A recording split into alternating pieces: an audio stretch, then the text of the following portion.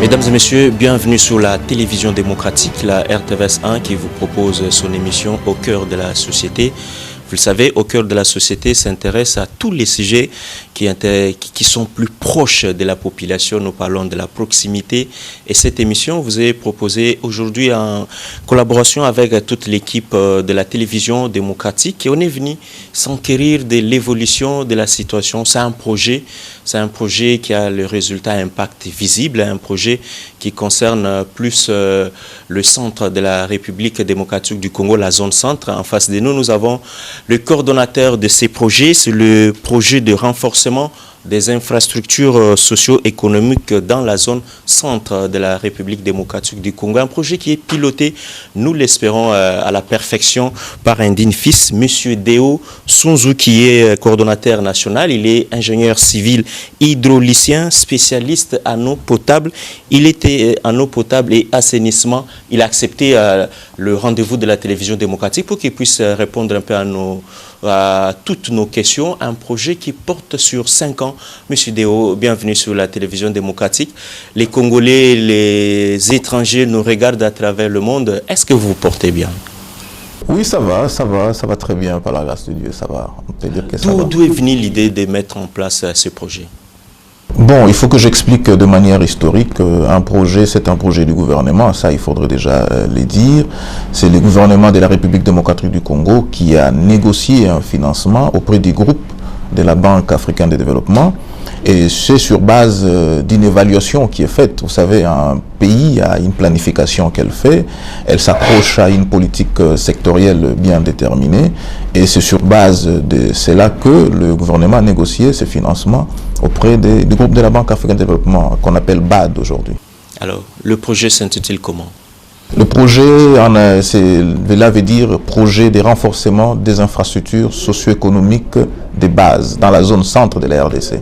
Prise en cycle. Justement, nos téléspectateurs doivent comprendre, on va les aider à situer exactement la zone centre, parce qu'avec les démembrements, peut-être on risque de se perdre. Oui, la zone centre, au départ, lorsque ce projet a été mis sur pied, la zone centre ciblait les 2 ex-provinces du Kasaï occidental et Kasaï oriental. Aujourd'hui, c'est les 5 provinces, à savoir les Kasaï, Kasaï central, Kasaï oriental, la Lomami et les Sankuru. Donc voilà les 5 provinces qui sont issues de 2 ex-provinces dans les temps après ces démembrements. Alors, pourquoi avoir mis en place un projet qui ne concerne que 2 provinces à l'époque et aujourd'hui on est à 5? C'était quoi le besoin à l'époque? Oui, à l'époque, le besoin, pourquoi la zone centre? Puisque le gouvernement de la République démocratique du Congo s'est accroché à une planification qu'elle fait pour une période bien déterminée. Et pour cette planification est allée dans le sens de la politique sectorielle du Bayer, qui est la BAD. Et l'on a constaté que le taux d'accès à l'eau potable dans la zone était le plus faible de la République. Le taux d'accès à l'assainissement, à l'éducation était faible dans toute la République. C'est sur base de cela que le gouvernement s'est dit non, mais il faut qu'on se réveille et qu'il faudrait qu'on puisse agir plus rapidement. Et pour ça, avec son partenaire qui est la BAD, ils ont décidé de pouvoir intervenir dans la zone centre, qui est aussi aujourd'hui, c'est un projet qui est pilote et qui peut s'étendre dans toutes les autres provinces aussi. Est-ce que la situation est similaire, pareil? La situation est similaire dans le sens où l'on n'a toujours pas atteint les taux qu'il faudrait atteindre, notamment pour l'accès en eau potable, l'éducation. Vous savez que la population congolaise augmente, et pour ça, je ne dirais pas que la situation est similaire. Donc il y a encore beaucoup plus à faire dans la zone. Est-ce que c'est un mystère de parler du financement de ces projets? Non, ce n'est pas un mystère puisque le financement, lorsque les accords sont signés, cela est publié et lorsque l'exécution même du projet est faite, il y a un compte rendu qui est fait annuellement par un comité de pilotage qui est composé de plus de 15 secrétaires généraux qui pilotent ces projets et nous ne sommes que le coordonnateur où nous coordonnons. Vous parlez des 15 secrétaires généraux. 15 secrétaires généraux. Ça veut dire 15 secrétaires généraux, ce sont les membres qui composent les comités de suivi. Secrétaire général de quel ministère? Le ministère, nous avons le ministère de l'énergie, vous avez le ministère de l'enseignement, donc le PSP, vous avez le ministère du développement rural qui assure la présidence de pilotage, vous avez le ministère de l'Intérieur, vous avez le ministère, je vais parler des ressources hydrauliques, vous avez le ministère de la Santé, vous avez le ministère de l'Environnement, vous avez le ministère de la Décentralisation, vous avez les ministères, si je crois que je suis à 9e, vous avez les ministères je parlais de l'environnement, parce que vous savez aujourd'hui le ministère, on en a... Et avec donc je parlais de 15, si je ne peux que citer cela, donc nous avons plus de 15 ministères qui participent, donc ce sont les secrétaires généraux que nous réunissons une fois l'année pour rendre compte de ce que nous faisons généralement et ils bénéficient généralement aussi de missions de suivi de ce que nous faisons dans la zone. Avant qu'on puisse parler de réalisation, surtout des objectifs par objectif, nous sommes en 2019. Est-ce que nous sommes à la fin du projet? Nous sommes en 2019, comme je vais vous le dire, un projet limité dans les temps. Donc nous avons commencé en 2014, le 7 janvier, dont il y a eu signature des accords entre la République démocratique du Congo et les partenaires. Et le 15 juillet 2014, on a mis sur pied l'équipe de la coordination qui devait gérer ces projets. Donc je dirais, les 5 ans, normalement c'était jusqu'au 30 juin 2019. Mais pour ça, puisqu'il y a eu, lors de l'exécution, certains, comme je dis, on a essayé de recadrer certaines exécutions. Et là, il y a eu un avis qui a prolongé le projet pour 2 ans, jusqu'au 30 juin 2021. Donc, nous allons jusqu'en 2021. Est-ce que vous êtes bien entouré, monsieur le coordonnateur? Oui, nous sommes bien entourés puisque ce que nous faisons, nous ne sommes peut-être que l'iceberg, si je peux dire, la tête qui ressort tout ce que nous faisons. Donc je crois que nous nous appuyons sur des collaborateurs qui sont des techniciens et qui ont de l'expérience, qui nous permettent de pouvoir atteindre les objectifs de ces projets. On dit souvent qu'en République démocratique du Congo, la plupart des projets échouent parce qu'il n'y a pas un suivi. La population bénéficiaire n'arrive pas à sentir les résultats ou les impacts de ces projets. Est-ce que vous vous confiez finalement aux pièces comptables où il y a une méthodologie de descendre sur le terrain, palper l'évolution de l'exécution du projet? Oui, ça je voudrais quand même le souligner. Une des particularités de ce projet, nous n'avons pas commencé vague. On dit bon, le projet est là, le financement est là, il faut commencer. Nous avons commencé par... La première des choses, nous avons identifié d'abord le site. Vous savez, la zone centre, c'est une zone qui est beaucoup plus compliquée en termes d'accès. Nous avons fait des missions d'identification des sites où nous avons créé un comité provincial de suivi. Et ce comité est composé des administrateurs des territoires, des inspecteurs de développement rural, de la santé, de l'environnement et les ITR, comme aujourd'hui on les appelle, et même des chefs de secteur qui participent à ces comités provinciaux. Et nous leur avons dit exactement ce que nous pensons faire. Et pour ça, nous sommes passés maintenant par une étude. Des ingénieurs sont allés dans la zone pour pouvoir faire ce qu'on appelle l'évaluation de besoins. Et aussi, puisque les erreurs de fois que nous commettons, c'est que nous pensons que les sites se ressemblent. On vous dit allez faire 60 écoles. Vous pensez que les 60 écoles sur chaque site ont les mêmes particularités. Pourtant, les sites ont des particularités différentes. Vous avez arrivé dans le site où vous n'avez pas de matériaux. Comment il faut faire? Et les prix des matériaux dans cette zone, ce n'est pratiquement pas le même prix de l'autre côté. Et nous avions pu recadrer ces choses-là. Et c'est sur base de ça que nous avions pu aujourd'hui voir... aujourd'hui, vous voyez le résultat qu'il y a dans la zone. Donc, il y a eu beaucoup de recadrage que nous avons essayé de faire. Mais autre chose que j'aimerais aussi souligner, c'est la sensibilisation. Elle est très, très importante. Dans le cadre de ce projet, nous avons une mission d'information, d'éducation et de communication qui est en train de sensibiliser la population dans la zone pour l'appropriation de ces ouvrages et aussi la gestion afin d'assurer la pérennisation. Parce que le vrai problème, c'est la pérennisation. Vous allez le construire, mais la suite, après c'est ça le problème. Donc nous assurons cette information, cette éducation pour assurer la pérennisation. C'est une manière d'associer la population à... Oui, c'est une manière d'associer puisque c'est elle qui bénéficie. Vous devez l'associer, mais une chose aussi importante, les besoins sont énormes. Ce que nous avons fait, nous sommes en train de faire, ce n'est qu'une goutte, comme on dit, dans l'océan, et c'est une des premières expériences.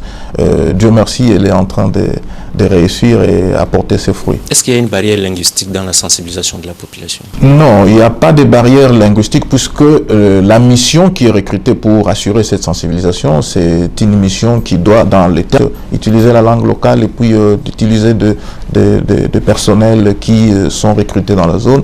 Puisque quand vous-même vous expliquez à vos frères ou à vos partenaires, voilà ce que je vais faire, je crois que la compréhension est beaucoup plus facile. Et peut-être un autre détail que je ne vous ai pas dit, le projet a des antennes au niveau des provinces. Et ces antennes sont beaucoup plus proches des réalisations qui sont faites et beaucoup plus proches de la population qui se trouve, qui est bénéficiaire. Nous espérons que vous allez faire les suivis. On va essayer d'entrer un peu, d'écrire un peu l'abcès d'une manière générale. On parle de la construction des 60 écoles. Est-ce possible? Si, c'est possible puisque à ce stade où nous nous trouvons, nous sommes déjà à 90% de taux d'exécution de ces écoles. Nous avons commencé la construction des écoles, c'est depuis 2015 que ces écoles sont construites. Et il faut ajouter une des particularités, ces écoles sont non seulement construites, elles sont équipées en mobilier scolaire et d'énergie solaire, puisque c'est pour la première fois quand vous allez dans la zone, je donne un exemple, vous allez soit à Katanda, vous allez à Luebo dans certaines zones, dans certains territoires, vous allez à Miabi, vous allez à Chimengue par exemple, vous allez, bon, je préfère citer un coin un peu beaucoup plus reculé où pour la première fois, ils vous voient une école, depuis l'époque coloniale, une école qui est construite et finie, puisque la plupart des fois, au début, nous avions des difficultés. Non, ils vont commencer, ils ne vont pas finir. Ils vont nous oublier. Comme ce que nous voyons souvent à l'intérieur. Voilà, nous avons rassuré et nous avons nos mécanismes de suivi où nous sommes tout le temps en contact avec les administrateurs du territoire, les bénéficiaires, les chefs d'établissement qui nous donnent des informations et nous avons des contrôles que nous assurons, des missions de supervision qui sont faites dans la zone pour s'assurer que cet ouvrage va... Et aussi du côté aspect gestion fiduciaire. Puisque quand une entreprise contracte avec nous, ou quand elle a un contrat avec nous, nous avons tous les mécanismes possibles pour suivre ces travaux et permettre à ce que ces travaux s'achèvent, notamment par des garanties qui sont de bonne exécution, qui sont saisies au niveau de la banque, et aussi des comptes et factures qui sont vérifiées avant de pouvoir... Parce que nous ne payons que ce qui est exécuté, nous ne payons pas en avance. Voilà encore une des particularités. Donc, vous exécutez et nous payons contre une garantie qui est déposée. Justement, je pense que nous allons parler le même langage avec la technique. Plus on parle, plus on illustre un peu pour que les gens voient et palpent du doigt ce qui est fait sur le terrain. Monsieur Deo, quels sont les critères qui entrent en contribution pour choisir le lieu de la construction d'une école? Oui, les critères, comme je vous ai dit lors de l'évaluation déjà de ces projets, les critères partaient des populations allant des 10, des agglomérations de population qui va de 10 à 20 000 habitants. Mais nous sommes allés même au-delà puisque le besoin était énorme. Vous n'allez pas laisser une agglomération qui a 50 000 habitants puisque les documents vous disent 10 à 20 000 habitants. Donc c'était un besoin.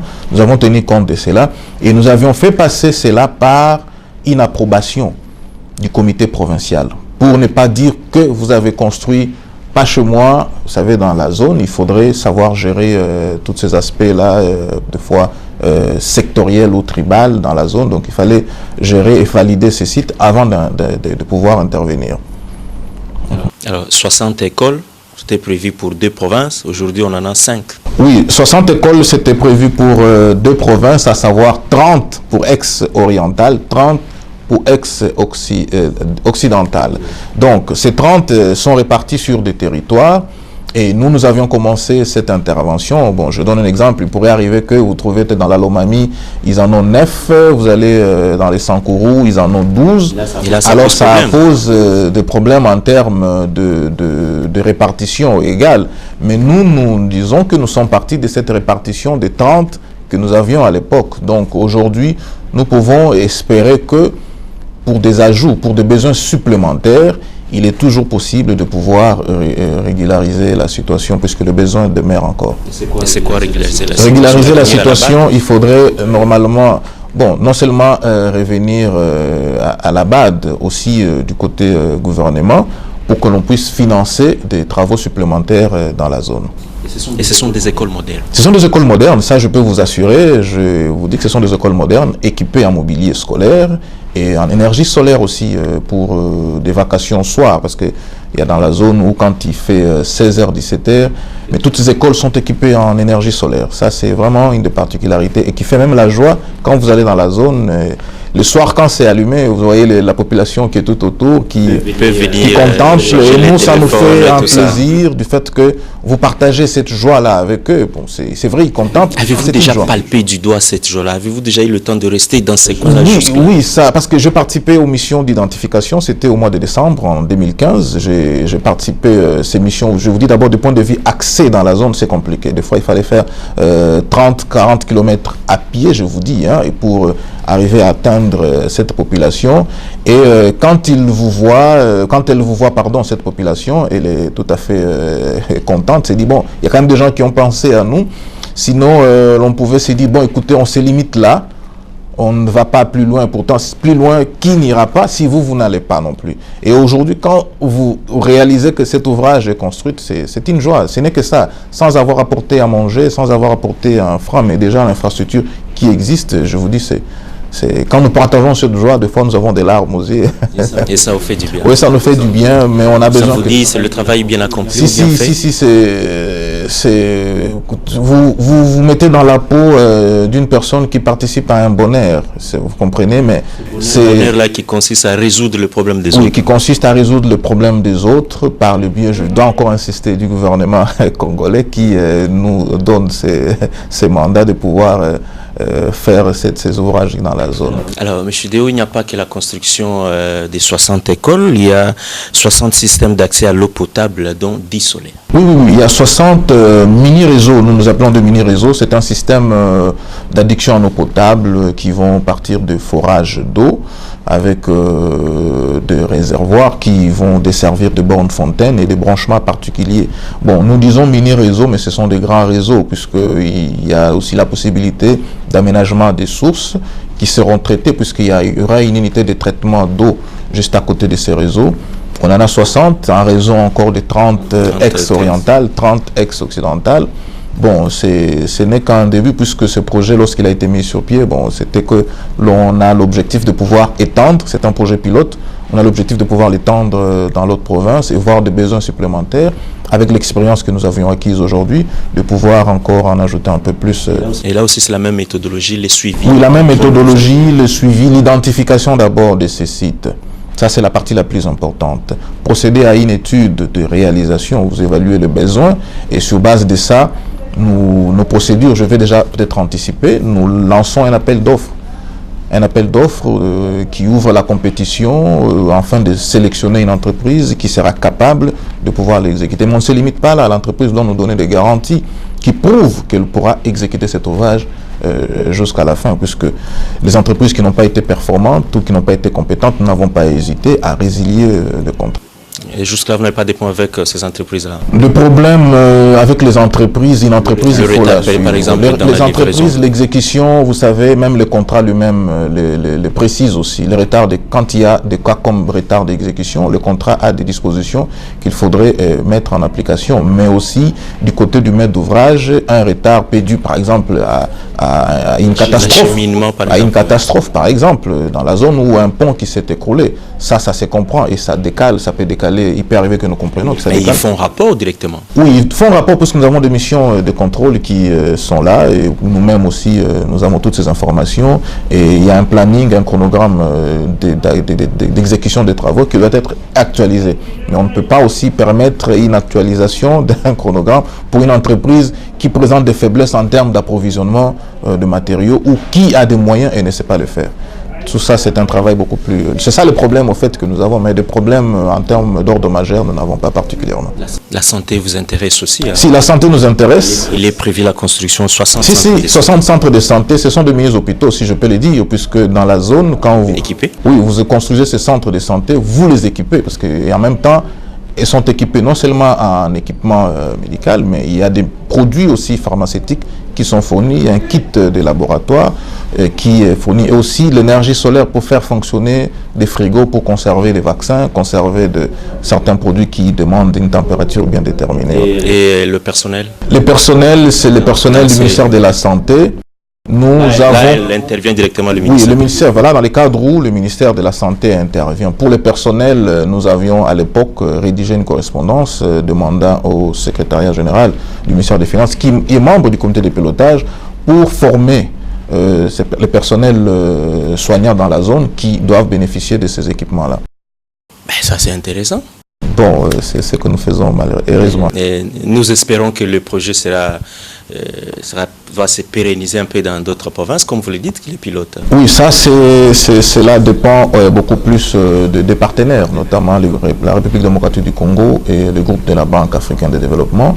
Et aussi dans la planification, c'est dire, bon, je vais ou contacter son partenaire, c'est dire, bon, écoutez, vous pouvez encore apporter un financement supplémentaire face aux résultats positifs que nous arrivons à palper pour étendre le projet dans d'autres provinces. Alors, la construction des latrines dans les zones rurales. Oui, la construction de latrines, donc tous ces centres de santé qui sont construits ont des latrines. Et les écoles de même combien à peu près?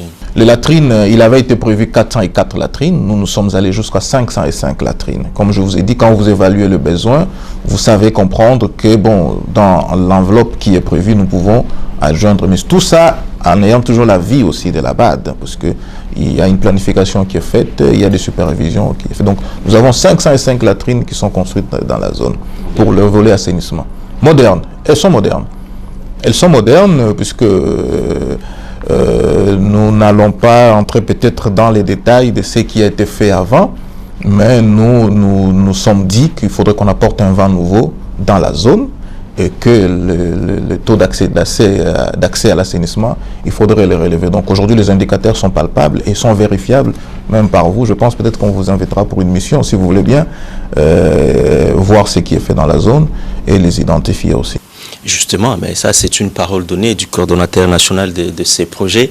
Nous espérons que le moment viendra, le moment opportun. Nous essaierons. Alors, vous parlez des châteaux. Qu'est-ce que vous entendez par le château d'eau? Oui, château d'eau, je parlais dans mon intervention des travaux d'adduction en eau potable de la ville de Mbujimayi. Il est prévu, vous savez, la ville de Mbujimayi a une certaine particularité. Et vous avez une source qui produit de l'eau potable au niveau de Lukelenge. Et vous avez Bakwakapanga, la station de repompage. Et vous avez la partie Maréchal, vous avez la partie Chilomba de l'autre côté. Et la partie Miba. Donc le réservoir dont on est en train de parler, des châteaux d'eau, il faut construire des nouveaux châteaux d'eau au niveau de Bakwakapanga, au niveau de Maréchal, la zone haute, pour desservir l'eau en retour par des branchements. Et là, c'est pour couvrir la ville de 5 communes. Là. Oui, c'est pour couvrir une grande zone d'influence que nous appelons au niveau du projet, que ces travaux dont je vous dis, la signature aura lieu le 20, et ce sont ces châteaux dont nous sommes en train d'évoquer dans les documents. Alors, M. Deo, tout ça, ça va quand même créer les emplois, bien sûr. Effectivement, nous avons créé des emplois dans la zone, ça c'est déjà une très bonne chose, mais je voulais aussi quand même relever une des particularités pour la province du Kasaï, le Kasaï au niveau de la ville de Chikapa, parce qu'au niveau de la ville de Chikapa, nous avons fait des travaux de lutte anti-érosive, où nous avons fait la voirie urbaine de Chikapa, plus de 7 km de voirie urbaine. Et pourtant, vous parlez plus des milliers... Oui, parce que ce projet avait deux volets, le volet urbain et le volet d'intervention en milieu ruraux. Et la partie urbaine, dont je vous dis, la partie Chikapa, la ville de Chikapa, nous avons fait cette voirie. Nous avons relié les deux ponts Chikapa et Kasaï par une chaussée rigide.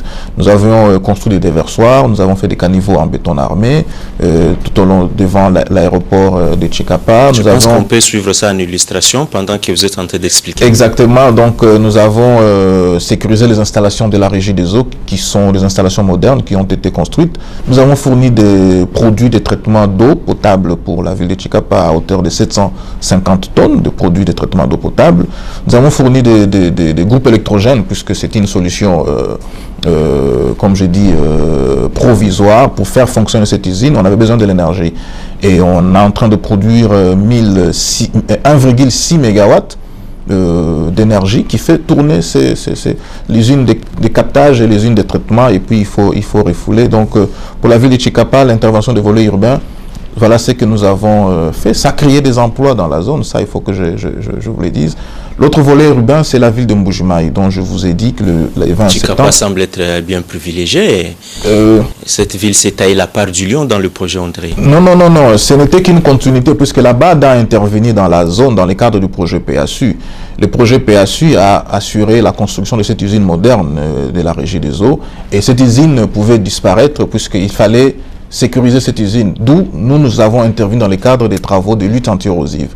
Ce qui fait qu'il fallait faire des caniveaux qui n'existaient pas, il fallait faire la voirie urbaine qui n'existait pas, il fallait construire des déversoirs, il fallait construire, arrêter certaines têtes d'érosion. Et c'est ce qui avait été fait aujourd'hui, c'est ça la pérennisation pratiquement. Et il fallait faire fonctionner cette usine provisoirement en attendant que la centrale dans la zone puisse augmenter sa capacité de production en termes d'énergie. Mais en termes autre aussi détail que je voulais apporter, dans le cadre de ce projet, nous avons fait une étude d'une microcentrale hydroélectrique à Louvois, dont les études ont été transmises au ministère de l'Énergie. Peut-être que plus tard, un autre financement pourra intervenir pour développer cette centrale hydroélectrique en vue toujours d'augmenter la capacité d'énergie dans la zone. Est-ce qu'il y a dans les jours qui viennent peut-être la signature de notre projet concernant la ville de Mbuji-Mayi? La signature de notre contrat concernant la ville de Mbuji-Mayi, bon, du côté de la BAD reste partenaire de la RDC et que, si possible, l'évaluation est bien faite. Je crois toujours que la BAD est prête à pouvoir accompagner son partenaire qui est la République démocratique du Congo. Dans ces cadres-là, nous pouvons toujours dire oui. Les autres projets peuvent toujours venir, le bienvenu. Mais il y a d'autres provinces aussi qui doivent aussi bénéficier de l'appui du bailleur ou de l'appui aussi du gouvernement de la République démocratique du Congo. Alors, quelle est la part de la femme congolaise dans toutes ces réalisations? Est-ce que vous avez prévu quelque chose pour honorer celle qui nous donne la vie? Ça, c'est très bien, oui. Vous savez, on n'oublie pas la femme d'une manière générale. Dans le cadre toujours de ces projets, nous avons construit un centre multifonctionnel genre en Mbuji-Mayi. C'est l'un des premiers que nous avons construit et moderne, puisque ce modèle aujourd'hui est dupliqué au Tchad. Et je vous dis... Là, c'est dans quelle commune?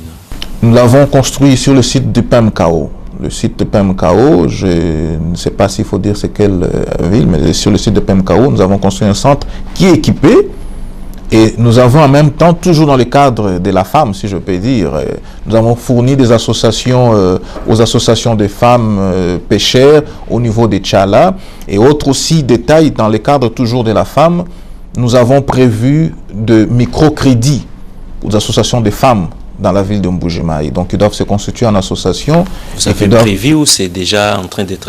C'est en train d'être exécuté puisque nous avions demandé à ces femmes de se regrouper en association et les dossiers ont été transmis au niveau de la coordination. Nous sommes à la 5e année.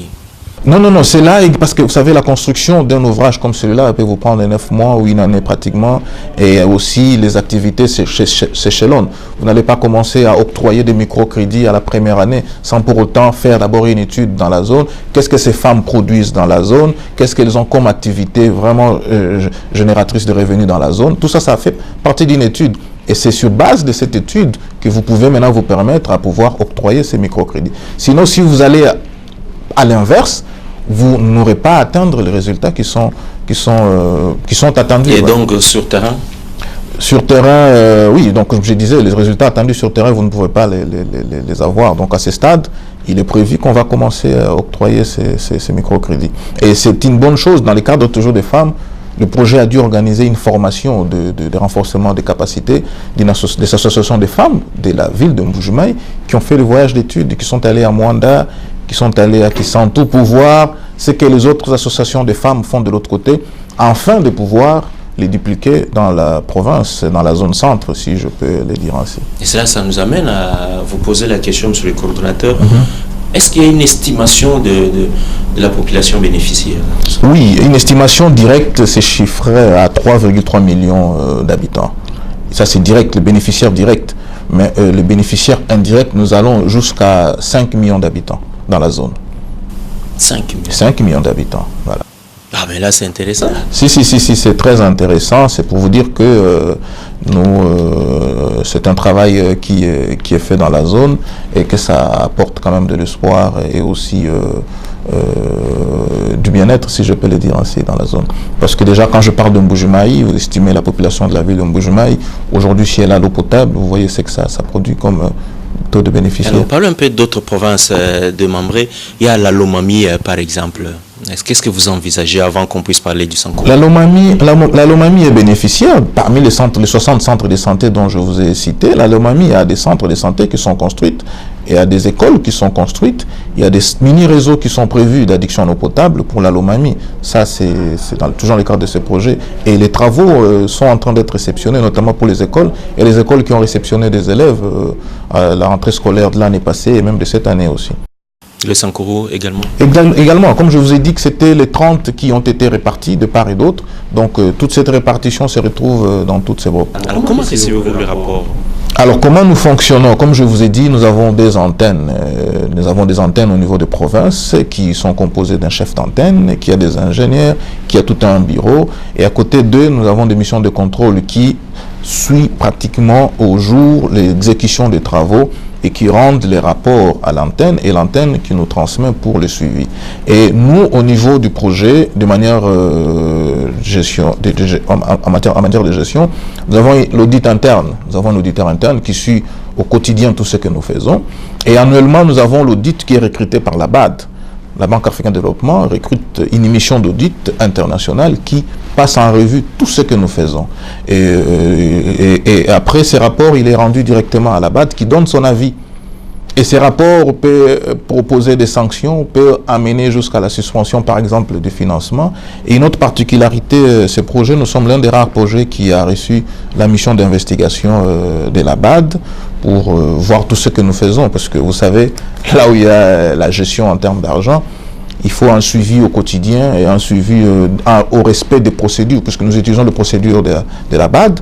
Et pour ça, ils ont un œil regardant. Et au moment où je vous parle, nous avons une mission de supervision de la BAD qui va descendre sur le terrain pour cibler ce qui est fait, le taux d'exécution, où est-ce qu'il est atteint, ce que nous avions promis faire, est-ce que ça a été réalisé. Et ces missions, d'une manière générale, ne viennent pas en police. Ces missions viennent pour recadrer ce qui est fait, puisque, bon, les difficultés ne manqueront jamais. Voilà un peu. Est-ce que le gouvernement congolais s'acquitte honnêtement, bon, pas honnêtement, et le gouvernement congolais s'acquitte convenablement comme prévu de ses obligations dans le cadre de ces projets? Si, le gouvernement congolais, c'est lui le bénéficiaire. Nous sommes des Congolais.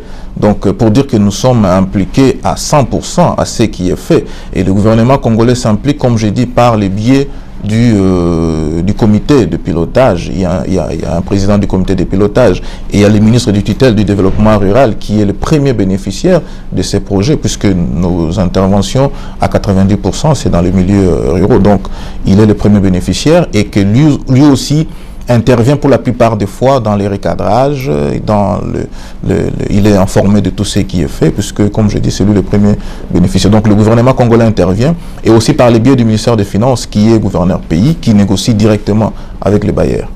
Alors, on a parlé de tout, des réalisations et des consorts. Monsieur le coordonnateur, à quel niveau rencontrez-vous des difficultés?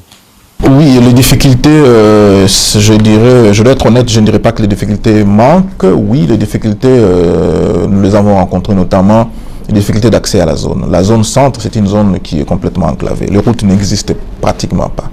Donc, demander à une entreprise d'aller faire une école dans une zone bien déterminée, une école qui peut vous faire 8 mois de construction, elle vous fait 12 à 15 mois de construction. Et tout ça, ça a comme impact sur la durée du projet.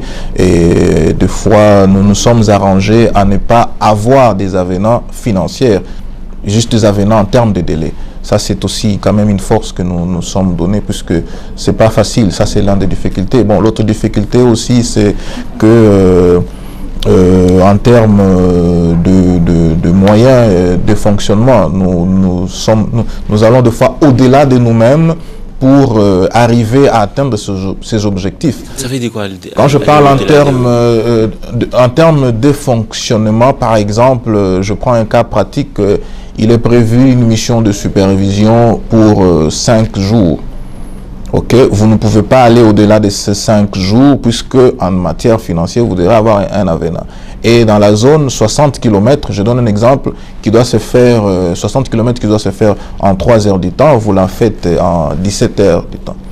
Vous comprenez un peu. Et vous n'allez pas, nous, experts du projet, vous n'allez pas vous payer ces heures supplémentaires sur le fait que l'accès. Donc ce sont des difficultés que nous rencontrons et pour ces nous essayons au niveau du projet de nous conscientiser en nous disant que voilà, nous intervenons pour nos propres frères. Personne d'autre ne viendrait faire ces interventions dans la zone. Voilà un peu quelques difficultés. Monsieur le coordinateur, avant qu'on chute, parce que nous sommes presque à la fin, et dont nos téléspectateurs qui nous regardent un peu partout à travers le monde, rentrons au niveau de la sensibilisation.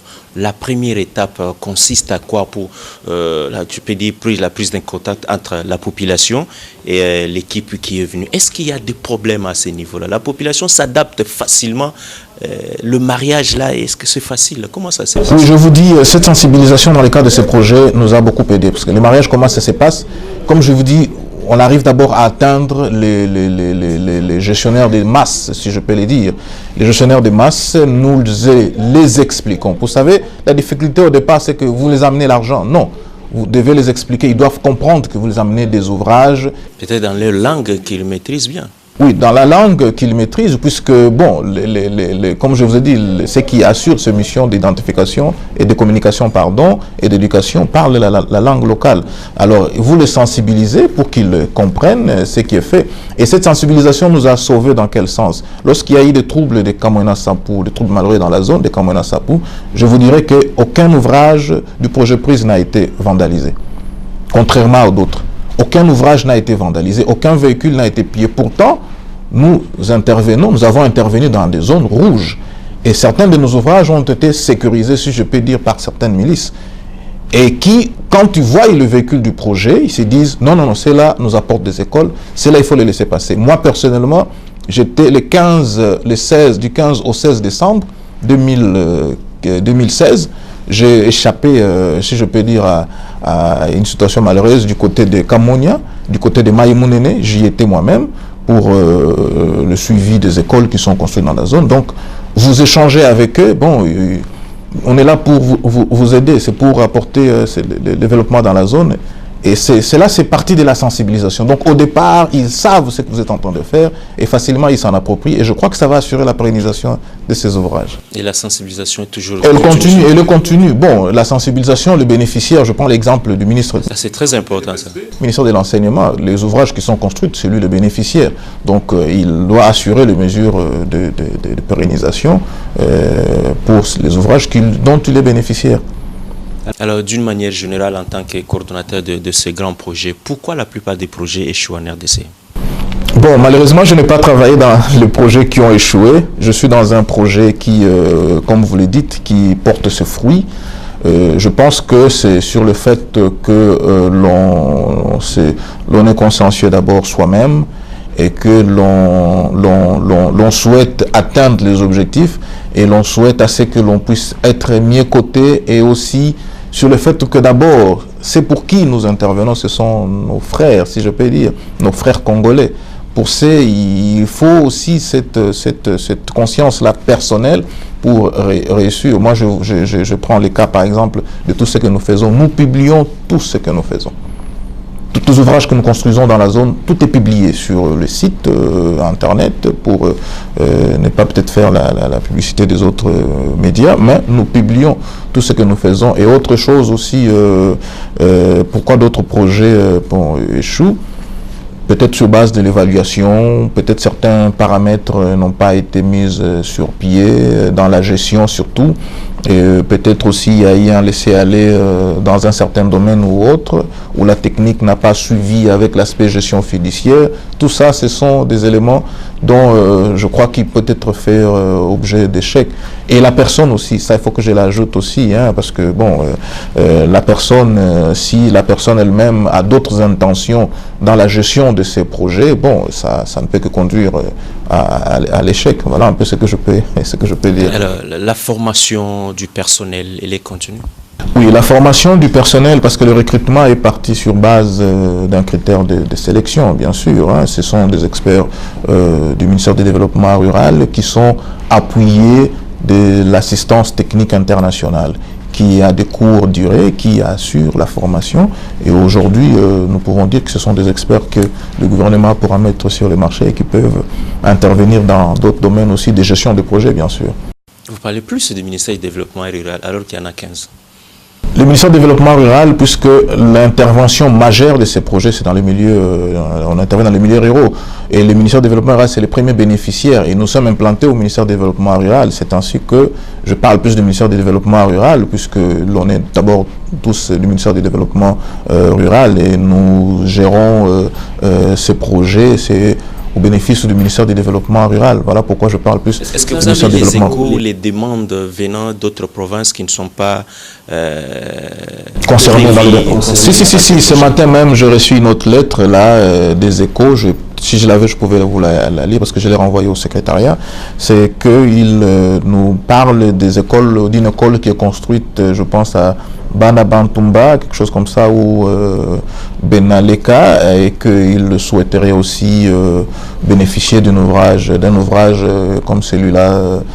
Nous avons plusieurs lettres qui sont classées, et pour nous les classons non seulement qu'on va les classer dans les tiroirs, mais nous constituons une base de données pour des interventions supplémentaires, bien sûr, avec l'accord du gouvernement congolais. Donc, il vous revient d'aller d'abord défendre ces projets-là ou ces besoins au niveau du gouvernement, et une fois que c'est adopté, vous allez maintenant les... Si, le partenaire qui, par le biais du ministère des Finances, qui écrit à son partenaire pour arriver à apporter son appui dans la zone. Voilà. Il y avait les exécutifs provinciaux de toutes les provinces concernées, ça se passe comment? Bon, avec l'exécutif, la plupart des fois, nous en avions vu plusieurs, mais ce que nous faisons, comme actuellement, nous sommes en train de préparer une descente sur le terrain.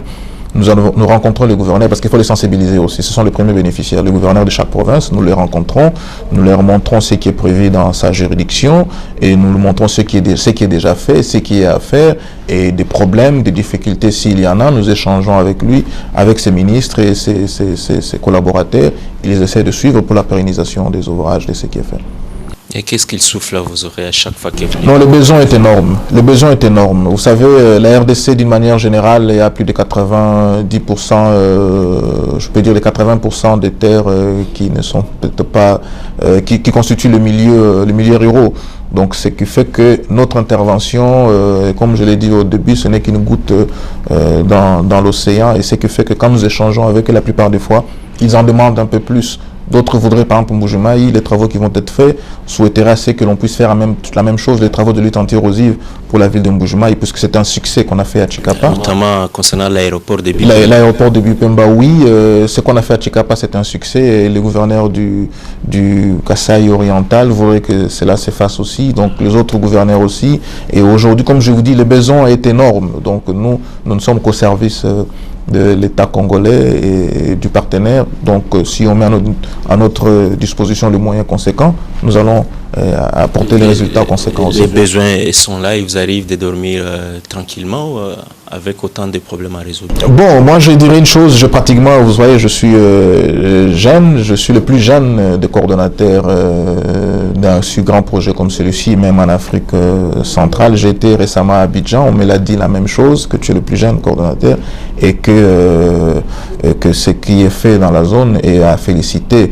Pour ça, j'ai pratiquement sacrifié aussi ma jeunesse. Je passe tout mon temps ici, que je ne rentrerai pas tant que je n'ai pas satisfait un besoin quelconque ou je n'ai pas répondu à une correspondance.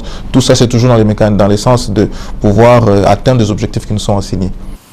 Justement, qui est ce plus jeune coordonnateur d'un tel projet? C'est bien le bien M. Deo Nsunzu. Il est coordonnateur, vous l'avez constaté, lui-même s'appelle l'un des coordonnateurs le plus jeunes. Vous êtes ingénieur civil hydraulicien, Vous êtes également spécialiste en eau potable et assainissement. Merci d'avoir accepté le rendez-vous de la télévision démocratique. Nous étions au cœur de la société et vous avez constaté, chers téléspectateurs, ensemble avec nous, que les problèmes concernent toute la société. Il n'y a pas que les provinces concernées et nous espérons prochainement voir ces projets aller même à l'est du pays, un peu dans d'autres coins de la République. En 30 secondes, que direz-vous à nos téléspectateurs? Oui, ce que je dirais à nos téléspectateurs, que moi j'aimerais bien appeler frères, puisque je suis congolais comme eux aussi, je dirais que pour que nous puissions développer ces pays, il faut que nous y ayons tous et qu'il faudrait qu'on se tienne main dans la main et que l'on arrête de pouvoir critiquer ce que l'autre fait. Par contre, qu'on se pose la question, qu'est-ce que moi je suis en train de faire et qu'est-ce que moi je planifie faire? Et c'est sur base de ça que nous pourrions apporter le développement. Le développement ne viendra pas d'ailleurs, le développement ne viendra pas de l'extérieur, c'est nous-mêmes qui devront apporter le développement et c'est d'abord dans nos têtes que cela doit commencer et dans la pratique aussi. Voilà ce que je peux dire à nos téléspectateurs. Donc, le développement commence, c'est le changement de mentalité. Bon, oui, je peux dire, on commence par le changement de mentalité et puis aussi d'apprécier ce que l'autre fait et aussi de pouvoir contribuer à ce que l'autre fait. Voilà ce que je peux peut-être apporter comme message à nos frères et aussi de continuer à soutenir ce projet comme ils sont bénéficiaires. Voilà. Merci beaucoup à monsieur le coordonnateur d'avoir accepté ce rendez-vous. Mesdames et messieurs, nous sommes arrivés finalement à la fin de cette émission. C'est un cadre idéal que vous propose la télévision démocratique pour parler des problèmes qui rongent la société congolaise. Et aujourd'hui, vous avez eu plus de précisions sur ce projet. Peut-être c'est la première et non pas la dernière fois. Nous allons d'une manière ou d'une autre suivre aussi l'évolution parce que la question est d'une portée hautement nationale et concerne tous les citoyens congolais. Merci à toute l'équipe technique, merci à toute l'équipe dirigeante de la télévision démocratique. Retrouvez-nous sur satellite, sur TNT et sur YouTube. C'était au cœur de la société. Mesdames et messieurs, prenez soin de vous.